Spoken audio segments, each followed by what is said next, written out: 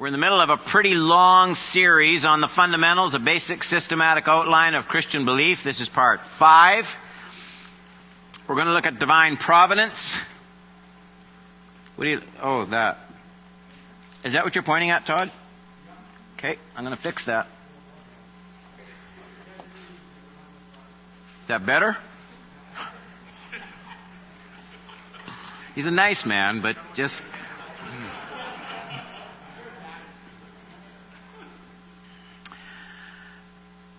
And we'll do, as always, like I don't mind as many questions as we have time for. Just raise your hand and wave it at me so I get your attention, and then we can all kind of take turns and we'll work with that. We're looking at the doctrine of providence and human suffering, which is what I'm doing right now under these lights. But the doctrine of providence and human suffering, and it made sense to me to kind of let that flow out of the creation account. We got into quite a thing last week. We talked about creation a lot, and that's fine. It's good. I think I said, and maybe I'll just take a second to recap because some of you weren't here. I am definitely young mankind on earth. And I'm definitely not a progressive creationist or a theistic evolution. I'm not totally sure at this point that I'm young earth. My reasons for that are not because of the age that some scientists give to fossils. That doesn't influence my view particularly. My reason for maybe not being young earth are, I hope, just because of the text. And you don't need to share my view or my questions or my issues. We got into quite a discussion last week on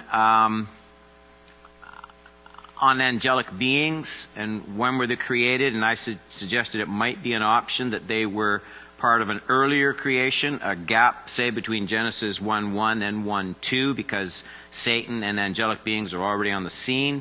And it was pointed out correctly that there's no reason why angelic beings couldn't just be part of the creation account. And that's why they're there later on in the story when you have them tempting Adam and Eve. And that's entirely possible.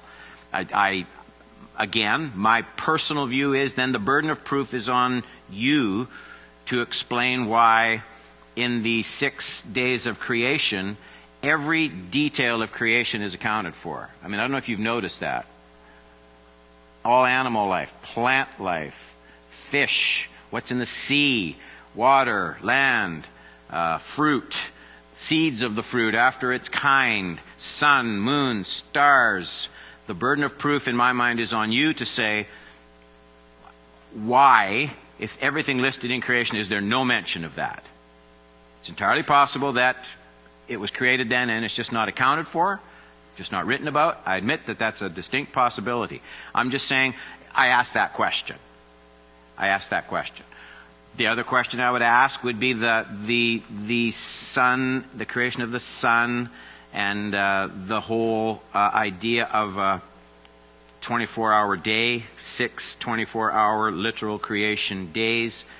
And it is true, you could say, well, the sun is created on day 4, and it's entirely possible that God creates the earth, and the earth is already rotating on its axis every 24 hours before the sun is created. And that too is...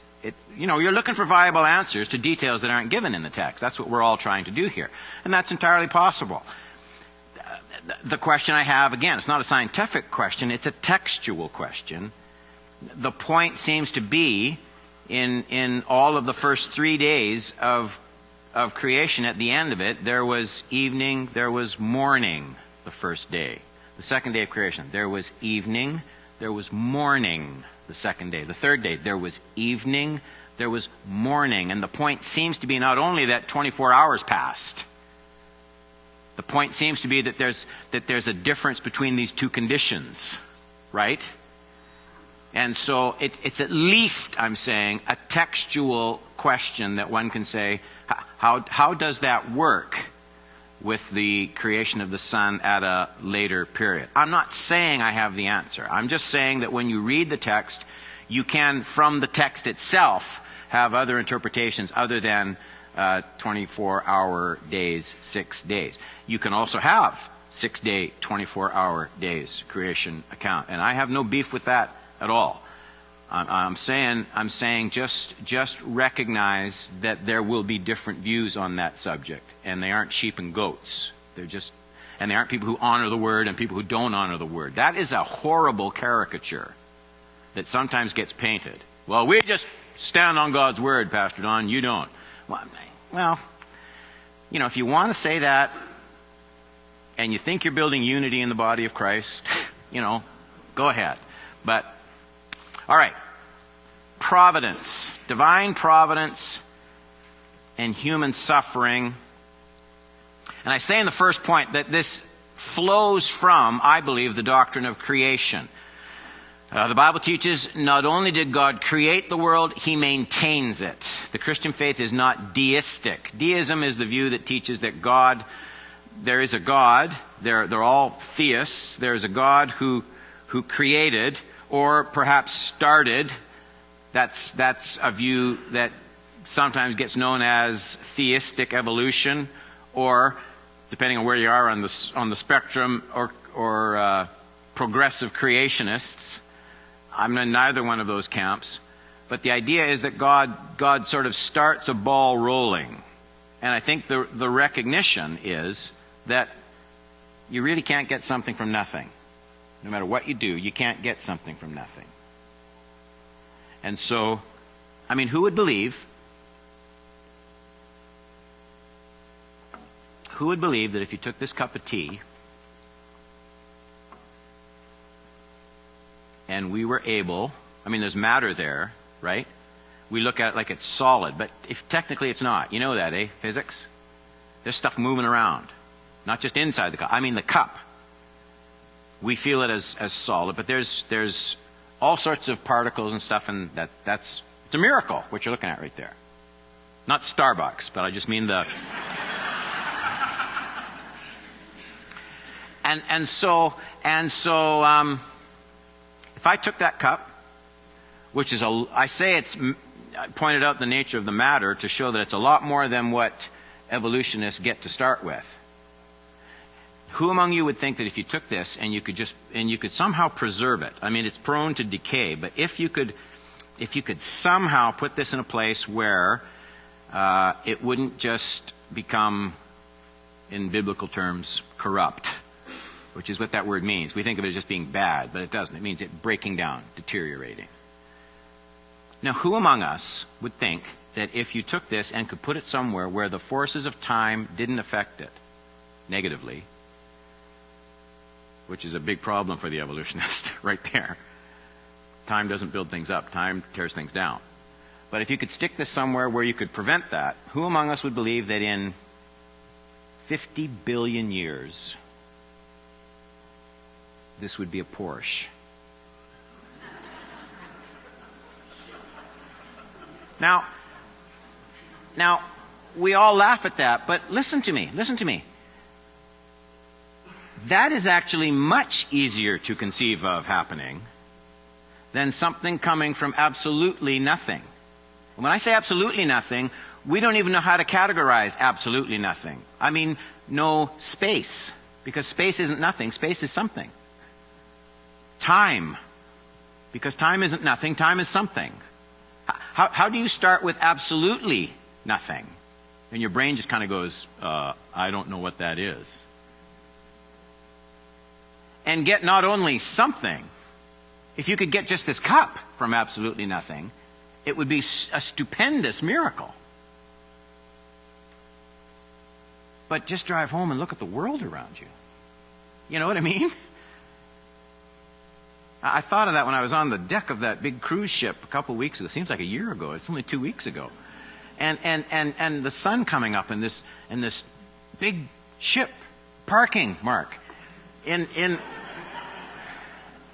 And you look around and you think, really? From absolutely nothing?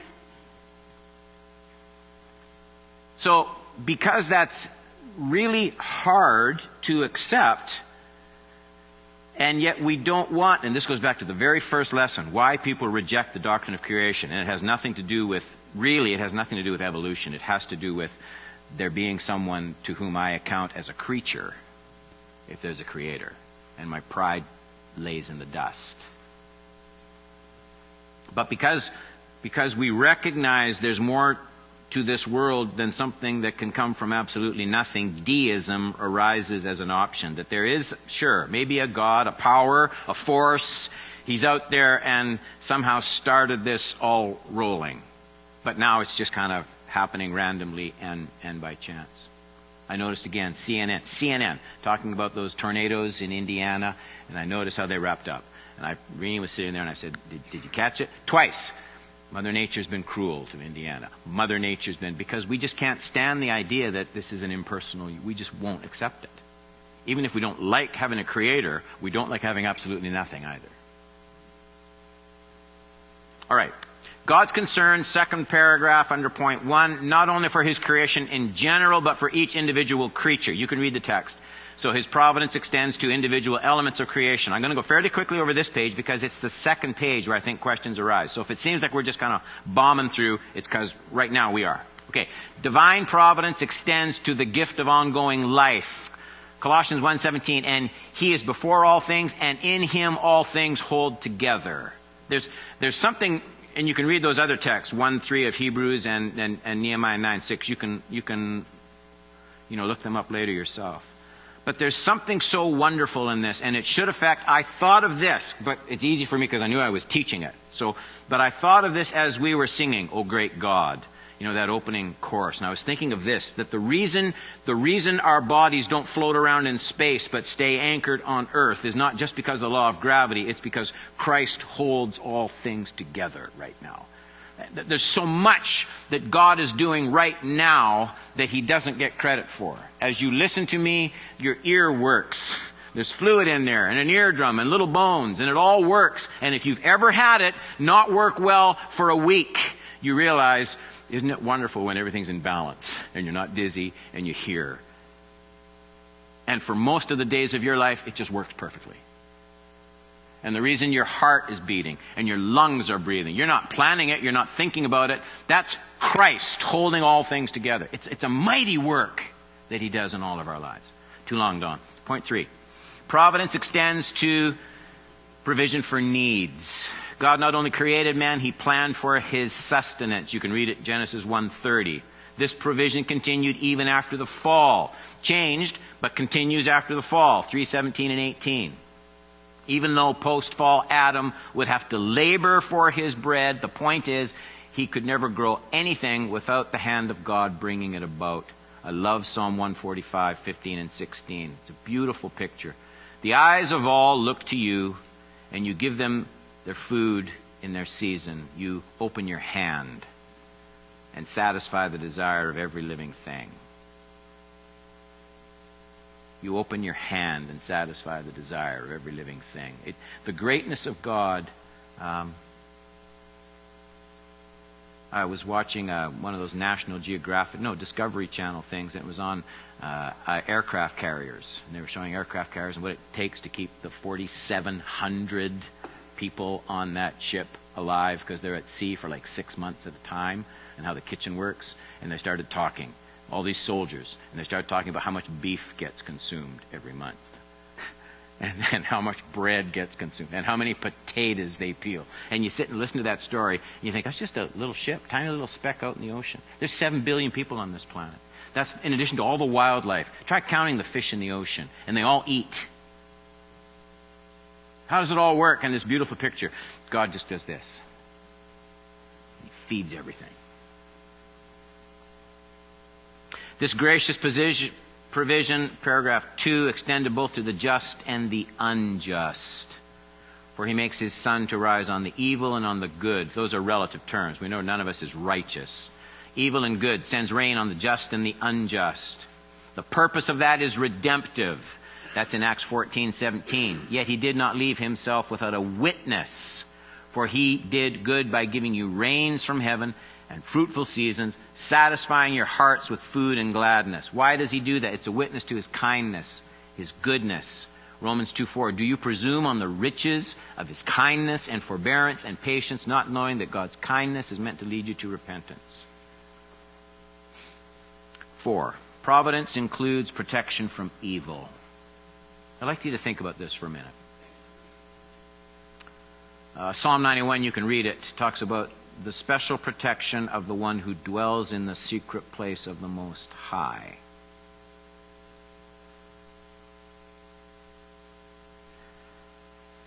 You and I have certain ways of measuring God's mercy.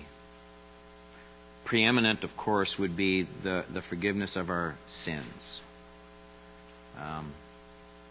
But there's a kind of mercy that we almost never thank him for because we can't picture it. And it's this.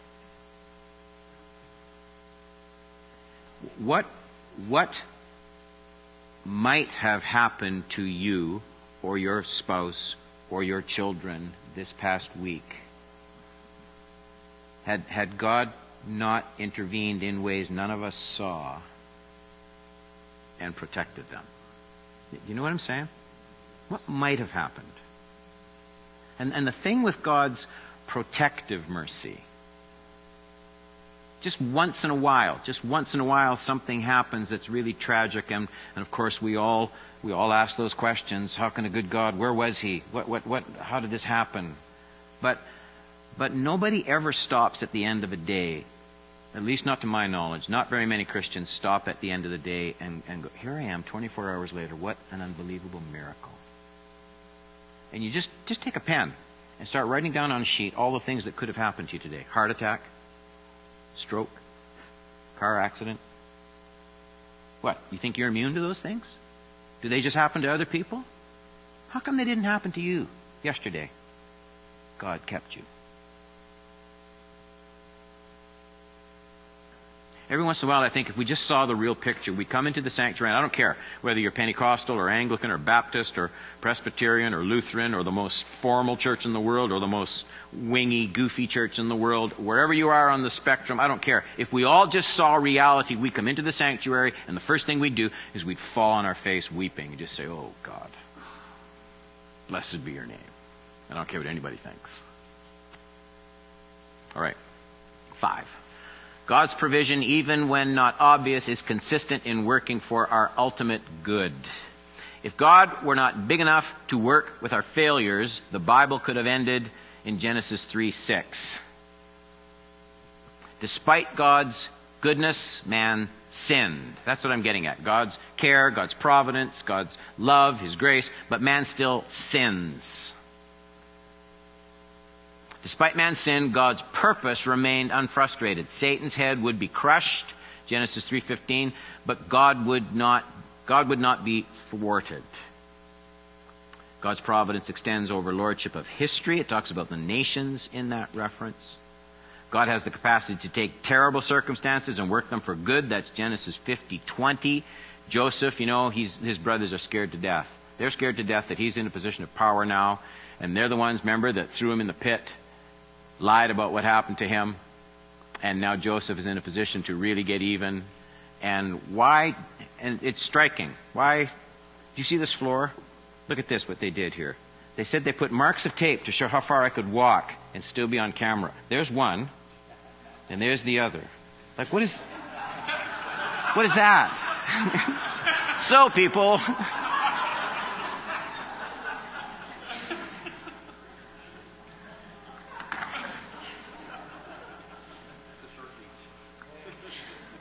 I can't do this. I can do this. What keeps Joseph from vengeance? And what keeps Joseph from taking vengeance on his brothers isn't that he has a sweet disposition. That's not the right answer. He was just a nice guy. What keeps, and it relates to what we talked about in the sanctuary, thinking about what you know. And what keeps Joseph from striking out against his brothers is a robust, lively doctrine of providence. Right? He looks at everything that happened, and he could have... Who wouldn't be bitter? Who wouldn't be bitter with what happened to Joseph? Who wouldn't strike back when he had the chance? And Joseph just says, no, see, you meant it to me for evil, but God meant it for good. God had a plan he was working out through my life. That's what I mean by concentrating on the details of what you believe, so that they become real to you, not just a plaque on the kitchen wall, a little prayer or a promise box, but they're things that shape the way you act and respond and think, because you're consumed by them. Your mind is working with them all the time. So that kind of providence, that kind of trust in God when things don't go well, when things go poorly. The other classic verse, it's not in your notes, I'm not sure why, I should have put it in, is Romans 8:28. For we know that all things work together for good to those who love God, to those who are called according to his purpose. And that verse, if nothing else, that verse should be known, quotable for every Christian, because bad things are going to happen to you. I wish I didn't have to tell you that, but they're going to. Everyone in this room, bad things are going to happen. And so what are you going to do with those things? Well, that verse, Romans 8:28, says, always give God the benefit of the doubt. Never judge God by isolated events. Because that verse doesn't say only good things happen to Christians. That verse says there's a God who can work all things for good. But you don't take each individual thing and analyze whether it's good, because there's a lot of bad stuff. But what God does is he takes all that stuff and he works it together, the way a baker works the ingredients of a chocolate cake that don't taste very good by themselves. A raw egg, handful of flour. Okay, I'm out of ingredients that I know.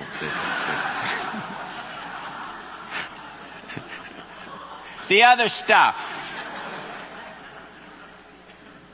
And if you take each ingredient by itself, it doesn't taste good. But if you have someone who knows how to take, I take that, I take that, I take that, I take that, and they work it together. That's what God does with your life. But you need that theology. You need that understanding on the providence of God. All right. Here we go. 9. 6. That was a big jump, wasn't it? 14. If God's providence is real, why is the world in such a mess? How can we reconcile all that has been said, those first 5 points, with the plain fact of human pain and suffering? What I want to do is give you these are my views on why suffering is necessary. Why suffering is necessary even in a world marked by God's providential care. Okay? Flip it over.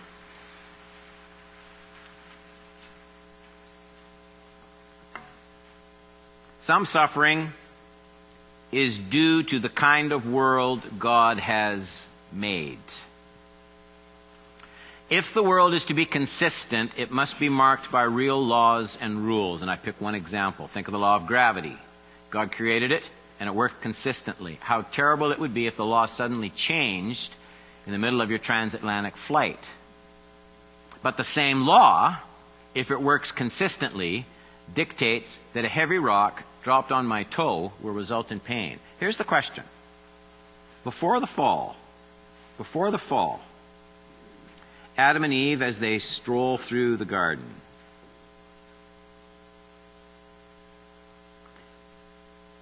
if Adam stubbed his toe, would it have hurt? How many say yes? How many say no?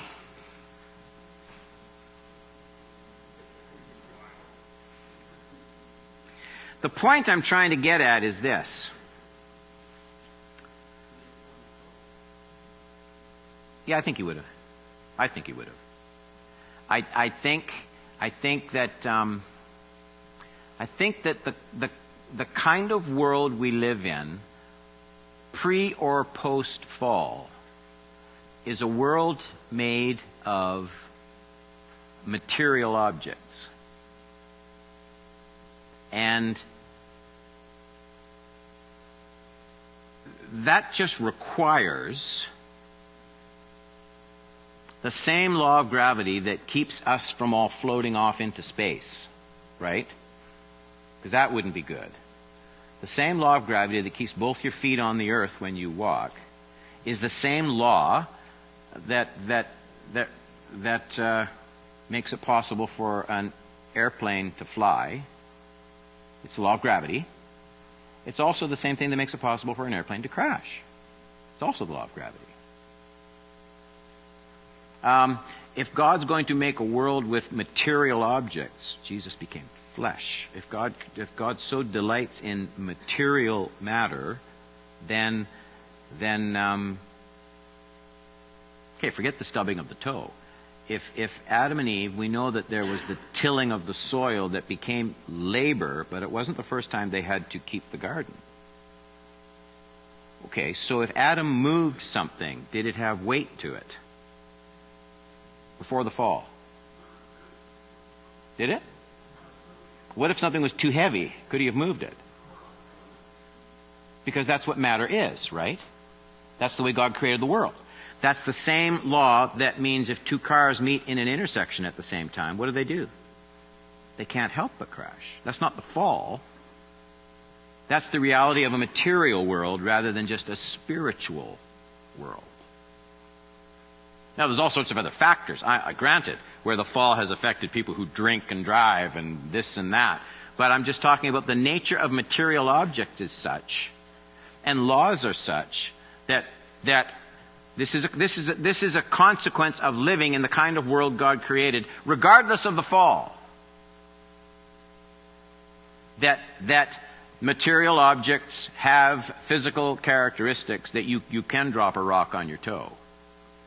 You can bang your head in a doorway, fallen or saintly.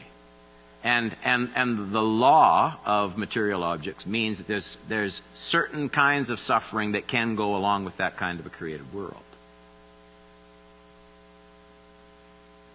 The same fire that warms and cooks food must naturally burn fingers, right? That's not a result of the fall. That's a result of what fire is.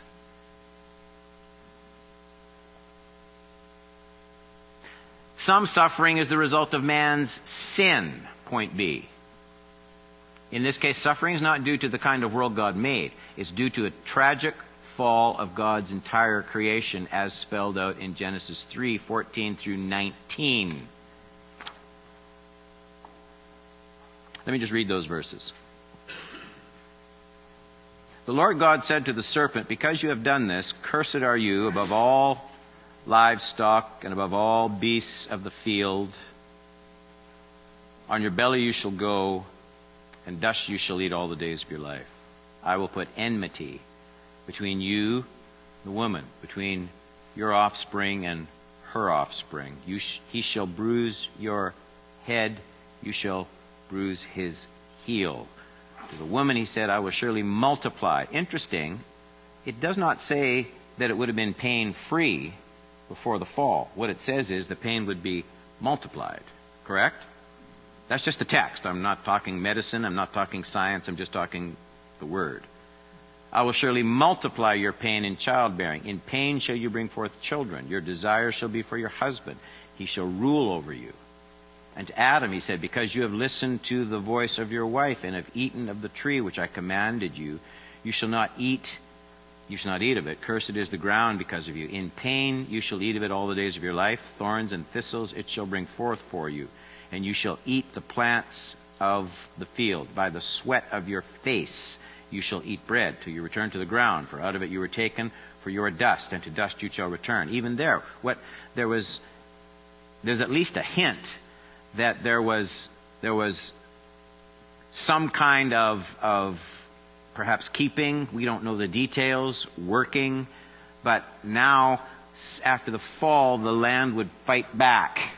See, there'd be thorns, there'd be thistles. There's this new element. It wasn't that he had nothing to do before this. Two notes under that point that I want to talk about for a minute. You see where I am? Note, and then note also, right about the middle. Because of man's sin, the earth itself has also been in travail. This is Romans 8, 20, 21, 22. For the creation was subject to futility, not willingly, but because of him who subjected it in hope that the creation itself will be set free from its bondage to decay and obtain the freedom of the glory of the children of God. For we know that the whole creation has been groaning together in pains of childbirth until now.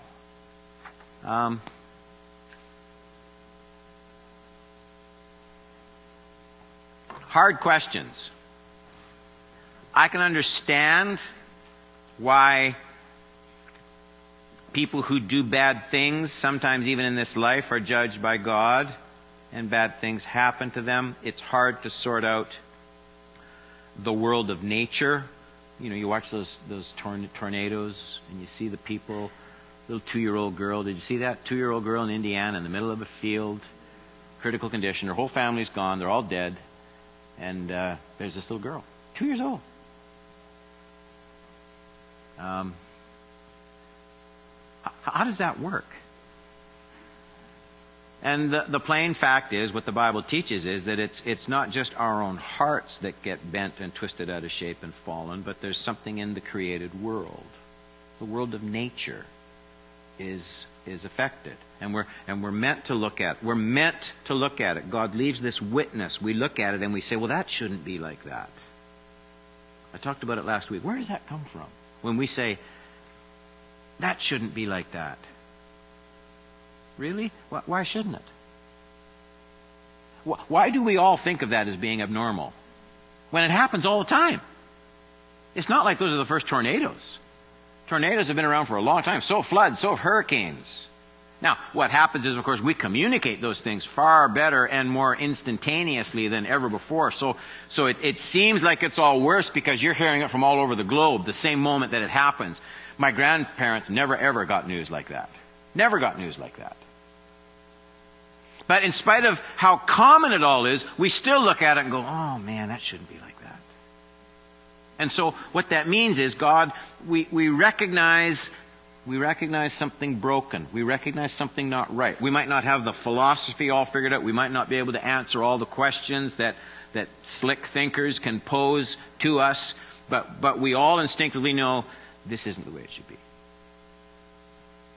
And so when you're talking with people, never let them assume, where's God? How can you believe in a good God? How can you believe in an all-powerful God? Why doesn't he do something about this? And the answer to that is twofold.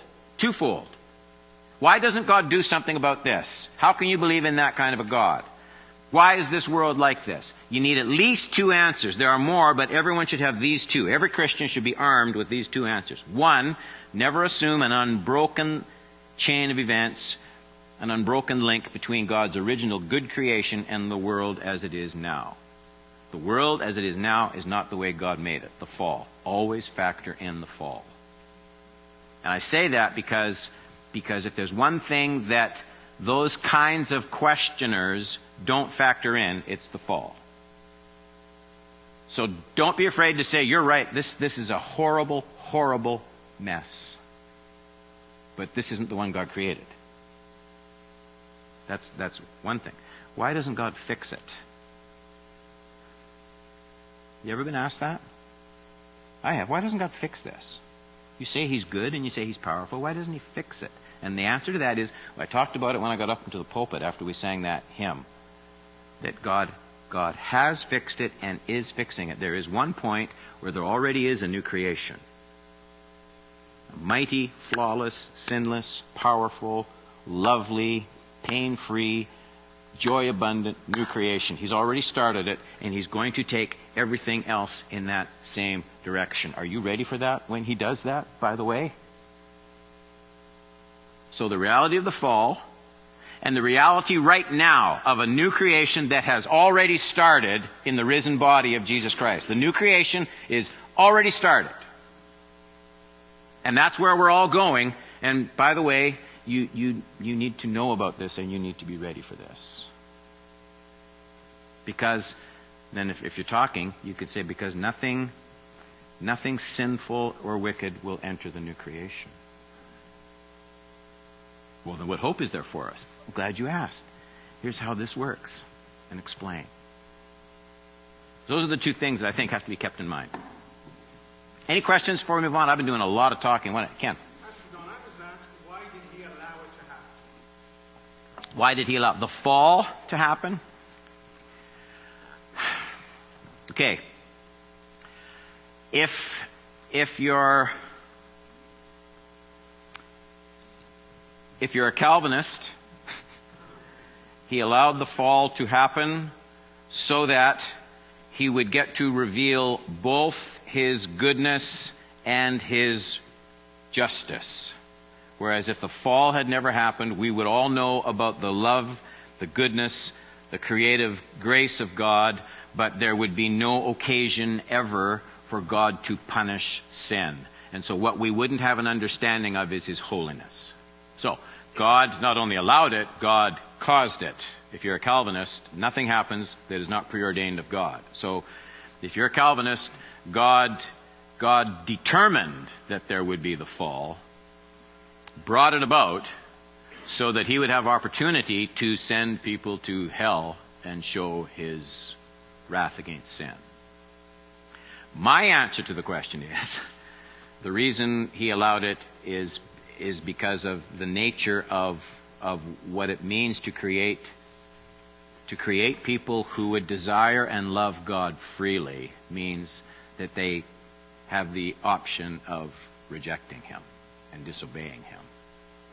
So I believe God did it that way because that's the only way God gets glory, when people freely choose to obey and honor and love. If it's true that grace is irresistible, that God causes me to love him, to me that just diminishes God's glory. It's like if I have this is a little oversimplistic, and I hesitate, but it's just to make a point. If I have a puppet, and he fits over my hand, okay, and I do everything. The puppet can't do anything, right? And he goes, Pastor Don, I love you. You are wonderful. Well, it doesn't say much about me, really, does it? But if my wife comes up to me and says, Don, I love you. You just mean everything to me. Well, that means a lot because she doesn't have to say that. She chooses to respond to me in that way. But the plain fact is, and if, what was that? I never saw it. What was that movie a long time ago where there were these perfect women, remember? And they just, that's it. I mean, I've seen commercials for it, but they're kind of robots. Well, that kind of love just doesn't mean anything. It's not real. Because they can't do otherwise. You see? So that's why I think God allows the fall rather than a strong Calvinistic caused the fall. Todd?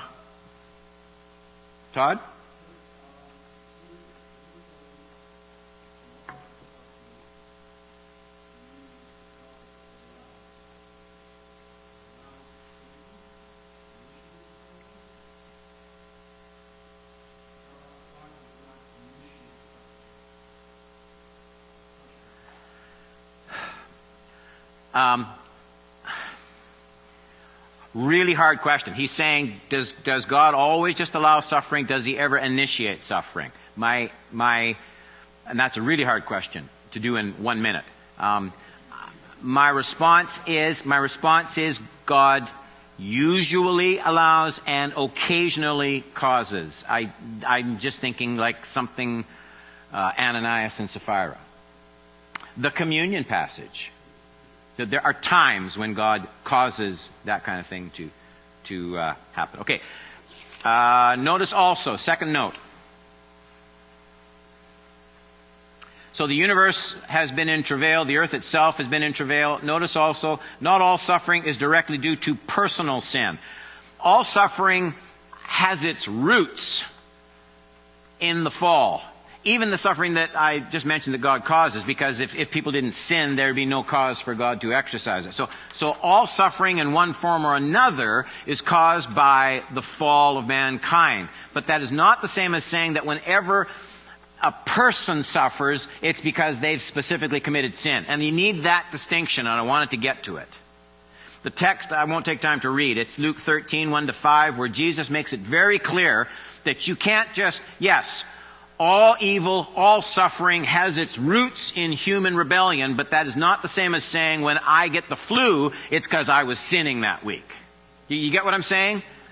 You can't make that kind of jump. Sometimes people suffer because of sin, but we're not good at.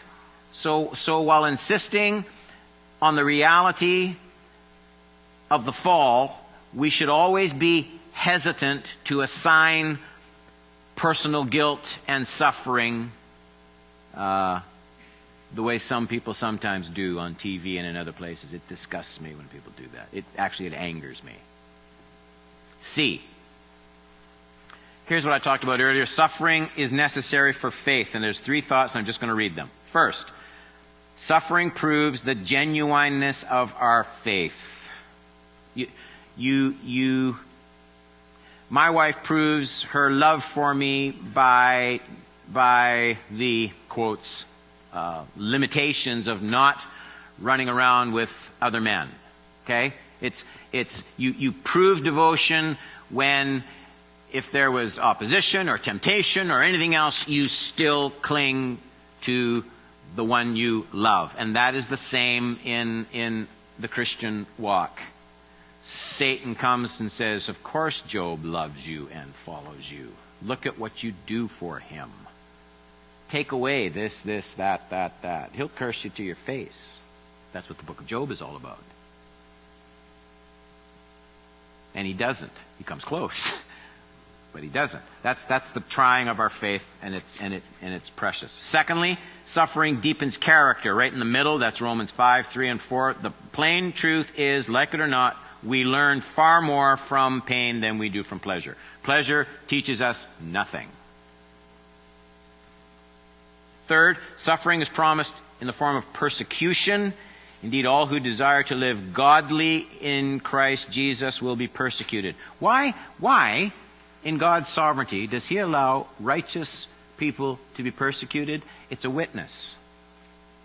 It's a witness.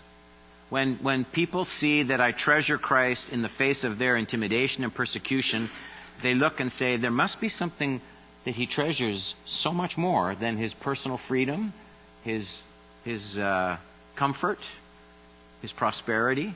So there's a witness to it. And lastly, suffering deepens our compassion for others in need. That's a great text in 2 Corinthians 1, 3-5. The truth is, when you've gone through something, I've seen it in this church over and over again. Somebody was they weren't godless or anything else. They were good Christian people. But suddenly they've gone through something, and I'll tell you what happens every time. They notice when somebody else in the church, they hear about somebody else going through the same thing, and they immediately reach out to them. You would never do that had you not suffered in the same way. Okay? See you tonight. Thanks, everybody. God bless you.